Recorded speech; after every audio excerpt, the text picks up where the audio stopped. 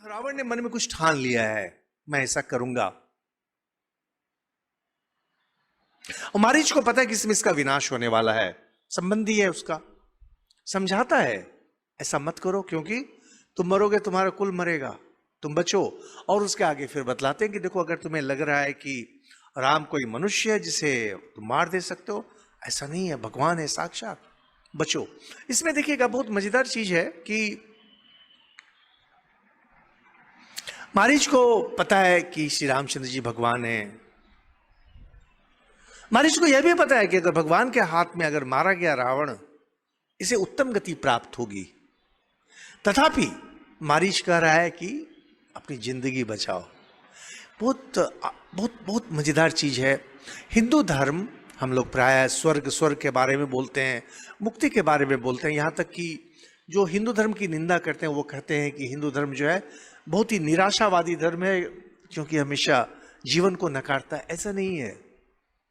हिंदू धर्म जीवन को इतना अधिक स्वीकारता है कि जब उसे पता है कि ये साक्षात भगवान है, तब भी बोल रहा है नहीं, उनके हाथों नहीं मरना है तुम्हें।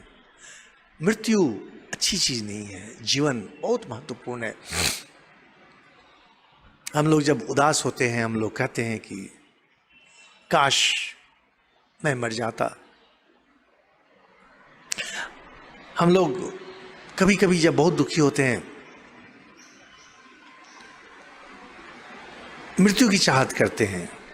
लेकिन मृत्यु की चाहत एकमात्र सन्यासी ही कर सकता है, क्योंकि वह उसे न तो जीवन की चाहत रहती है, न उसे मृत्यु की चाहत रहती है। वो दोनों तरफ से निष्प्रिय हो जाता है, वो किसी चीज के प्रति उसकी स्प्रिया नहीं है, क्योंकि जीवन का कुछ उद्देश्य है, जीवन से आपको कुछ मिलता है।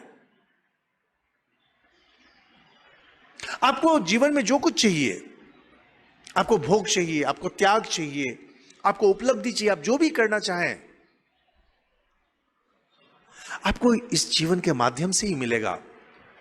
मेरी पुस्तक है कार्विंग ए स्काई, कार्विंग ए स्काई अंग्रेजी में है, कार्विंग ए स्काई बहुत सुंदर पुस्तक है। वहां पर एक यात्रा के माध्यम से कुछ बातें हो रही हैं दो यात्री में, उनमें एक सन्यासी हैं और एक ऐसे ही बहुत सफल एक मैनेजर है। वहां पर इस चीज को लेकर काफी सहायता की गई कि देखिए, जीवन का इतना महत्व है कि कोई अगर जीवन का नाश करना चाहे तो उसे भी जीवन की ही सहायता लेनी पड़ती है। अगर आप चाहें कि आप आत्महत्या करेंगे तो उसमें भी जीवन की ही सहायता से आपको आत्महत्या करनी पड़ेगी। जीवन इतना अधिक महत्वपूर्ण है। आपको जो कुछ भी चाहिए, मन में आपके जो भी विचार हैं, सबको जीवन से ही होता है। इस भाव को हिंदू लोगों ने बहुत अच्छी तरह से समझा था। और यहाँ तक कि मुक्ति की जो धारणा है, मुक्ति की जो उच्चतम धारणा है, उसमें भी कहा गया है कि जीवन काल में ही मन को सम स्थिति में पहुंचना है, यानी निर्द्वंद्व अवस्था में पहुंचना है, सुख दुख के परे जाना है मन को, यही मुक्ति है। मारीच यही समझा रहे हैं कि अगर भगवान भी आ रहे हैं और भगवान के हाथों मरकर अगर तुम्हारी मुक्ति भी होती है, वह श्रेय नहीं है, श्रेय तो जीवन है। महाभारत आदि में यह विषय बहुत बार आता है कि मृत्यु नहीं, जब तक कि आप जिस चीज के लिए आप जीवित हैं वह सिद्धि नहीं हो जाए। जैसे मान लीजिए हमारे जो सेना के जवान हैं, देश की रक्षा के लिए मरना चाहते हैं। देखिए, मरना कोई नहीं चाहता है, उचित भी नहीं है, लेकिन जब किसी उद्देश्य की पूर्ति के लिए अगर जीवन जाता है तो वह दूसरी बात है। लेकिन साधारणतः हिंदू लोग नहीं चाहते हैं कि जीवन जाए। हम लोग बौद्ध धर्म को, जैन धर्म को कहते हैं अहिंसा के बारे में, लेकिन मूलतः हिंदू धर्म ही मूल धर्म है जहां अहिंसा का भाव बहुत ही अधिक था। लेकिन वेद आदि में भी हिंसा है, जहां बलि प्रथा है, तंत्र में बलि प्रथा है। इस हिंसा चीज को बहुत सारे हिंदू नहीं पसंद करते थे, और जो बिल्कुल ही पसंद नहीं करते थे वो हिंदू धर्म से ही निकल गए।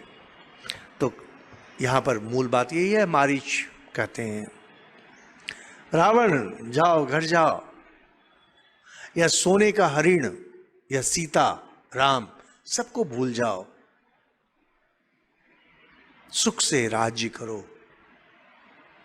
मौज करो, इस पचड़े में मत पड़ो। परंतु रावण काल से ग्रसित है। हम लोग मानते हैं कि किसी भी चीज को पहले काल ग्रस लेता है। काल जब ग्रस लेता है उसके बाद ही व्यक्ति मरता है, उसके बिना नहीं मरेगा। इसमें देखेंगे ऐसे ही हम लोग थोड़ा सा अलग होते हैं मूल कहानी से।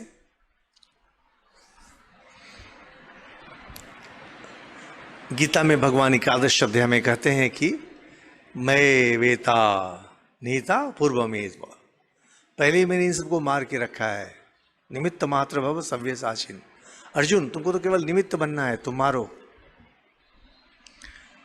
तुम्हारे मारने से ये थोड़ी मरेंगे, मैंने तो पहले ही मार दिया है। रावण, इसको तो समय ने पहले ही मार दिया, अब तो बस एक धक्के की आवश्यकता है। एक थोड़ा सा धक्का मारोगे, खत्म। हमारे महाभारत में, यहां तक कि पुराणों में भी यह भाव बार बार घूम कर आता है कि जिसका नाश होने वाला है भगवान उसे पहले समाप्त कर चुके होते हैं। श्री रामकृष्ण देव उपमा देते हैं, किसी पेड़ को जब काटा जाता है, पूरा काट दिया जाता है, फिर थोड़ा सा छोड़ दिया जाता है और पेड़ अपने ही वजन से उसके बाद धीरे से गिर जाता है। हम लोग को लगता है कि पेड़ अपने वजन से गिर गया, लेकिन असल में उसे काट दिया गया है। भगवान भी काट देते हैं, उसके बाद लगता है कि इस कारण से गया।